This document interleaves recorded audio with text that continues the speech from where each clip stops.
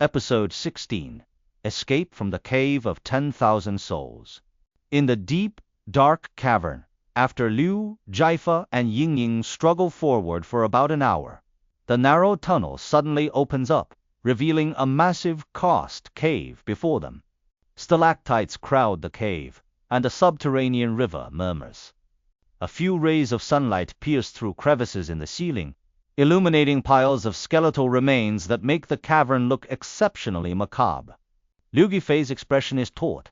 With a cold gaze, he tightens his grip on his gun, vigilantly scanning every corner of the cave. Suddenly, Yingying lets out a piercing shriek beside him.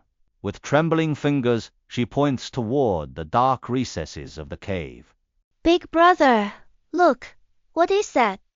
Liu Zhifei follows her pointing finger, only to see the lid of a massive coffin thrown to the ground. A monster covered in thick black fur slowly hauls itself out.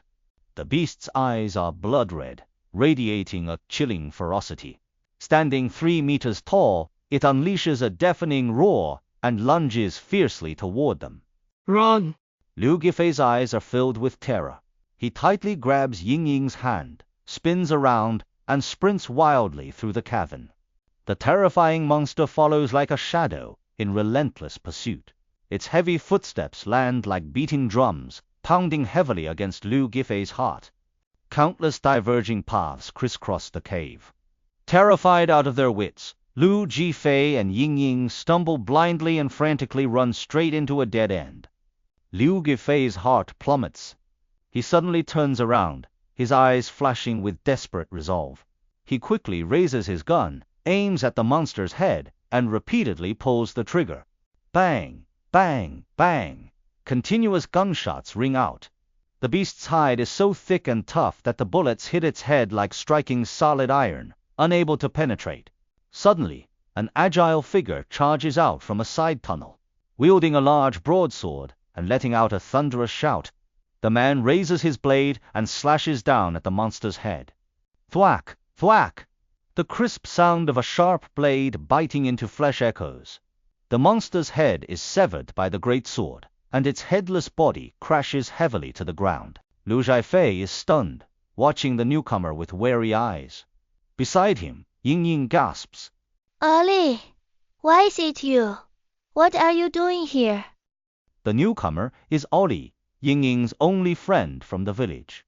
Yingying, I like you.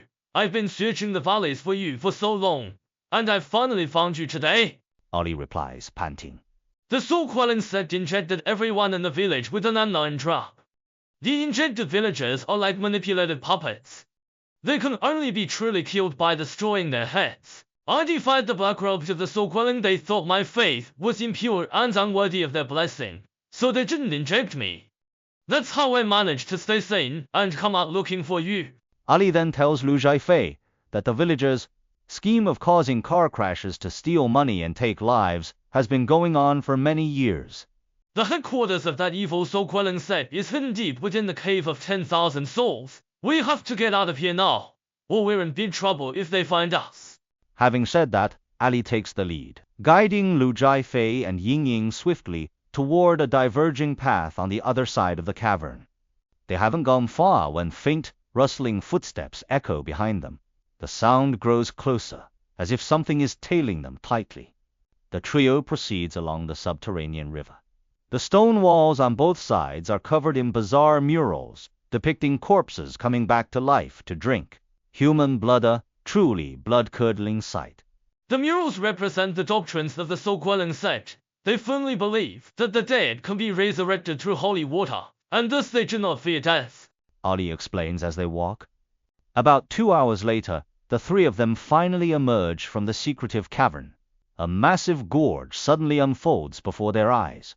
Thick, viscous fog billows wildly through the gorge, shrouding everything in a hazy veil. In the densest patches, visibility is less than 5 meters. The air is pungent with a noxious miasma. Everyone, be careful. The miasma in this gorge can cause hallucinations, Ali warns. Liu Zhifei and Yingying give slight nods, quickening their pace to stay close behind Ali. Suddenly, Liu Zhifei, hears a buzzing hum of human voices behind him. The sound is chaotic and dense, as if a large crowd is engaged in heated conversation. He turns his head. The fog obscures the scene behind them, but he can vaguely make out blurred silhouettes walking toward their location. Is it Soul-Quelling Sect? Ying asks, terrified, hiding behind Liu Zhifei. Raising his gun, Liu's eyes are filled with vigilance as he surveys their surroundings. However, as the mass of figures approaches the trio, they actually pass right through their bodies, quietly vanishing into the swirling fog. They aren't real, they are hallucinations. Liu Zhifei, initially full of confusion, suddenly realizes the truth. Seeing this, Ollie nods solemnly, his expression grave. This is the most terrifying part of the gorge. The miasma here is eerie, it makes you see phantoms of the dead. Many lose their way under its spell and are ultimately poisoned to death by the toxic gas. After walking for an indeterminate amount of time, the outline of the gorge's exit finally appears. Just as the three of them hasten their steps, Ali collapses to the ground. Blood flows from Ali's nose and mouth, and his body convulses violently. What's wrong with you? Seeing this, Liu Zhifei turns pale and rushes over, crouching down to check on him. I've been poisoned by the miasma. Ali chokes out with great difficulty. Out of the gorge, go north. You'll find your way out of the mountains.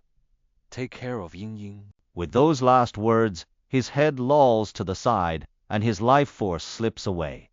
Overcome with grief, Liu and Ying bury Ali's body by the side of the road. Getting back on their feet, they press forward, and following Ali's directions, finally make their way out of the gorge. We finally made it out. Ying cries out in excitement. Liu Zhifei nods slightly, thinking only of finding a vehicle to leave this cursed place as quickly as possible. Liu Zhifei gazes into the distance. A long-distance coach bus is driving toward them. The bus speeds along. As it hits a curve in the road, it suddenly loses control, swerves violently off the highway, and plunges over the cliff. It's the grease. With no time to think, Liu Zhifei grabs Ying and sprints toward the cliff's edge. At the edge, Liu Zhifei leans over and looks down. Beside the wreckage of the bus, several people are frantically looting the cargo. It's the villagers from Gaoxia. Gripping Ying's hand, he agilely ducks into a hiding spot, watching the lawless mob. Having finished pillaging the valuables, the villagers prepare to leave. Liu Zhifei charges out, aiming his gun at the villagers. Nobody move. With a ruthless glare, he pulls the trigger, and continuous gunfire erupts. The leading villagers, faces frozen in shock, have no time to react. After the shots ring out, they collapse at the bottom of the cliff, their blood staining the rocky ground, a striking red. Having dealt with the villagers, Liu Zhifei and Ying wait quietly by the roadside. Soon, a cargo truck approaches. They wave it down, and the truck comes to a halt in front of them. Liu Zhifei and Ying quickly climb into the cab. As the truck starts up, they finally break free from this nightmare-ridden land, heading off toward the distant hope.